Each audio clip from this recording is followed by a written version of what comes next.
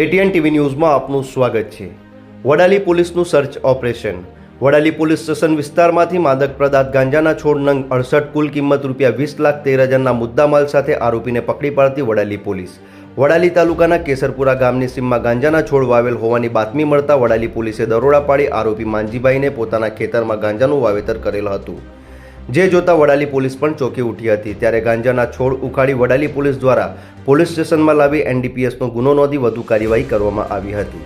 માંજીભાઈના ખેતરમાંથી કુલ 68 છોડ 40.200 કિલોગ્રામ ગાંજો કિંમત ₹20,10,000 તથા એક મોબાઈલ મળી કુલ કિંમત ₹20,13,000ના મુદ્દામાલ સાથે આરોપી માંજી ડુંડા ઉંમર 47ની ધરપકડ કરી એનડીપીએસ એક્ટ હેઠળ ગુનો નોંધ્યો હતો અને ગાંજાનો સ્ત્રોત તેમજ સંડોવાયેલા અન્ય લોકો અંગે વધુ તપાસ હાથ ધરી હતી। Bureau report Mohsin Memon, ATN TV news, Vadali.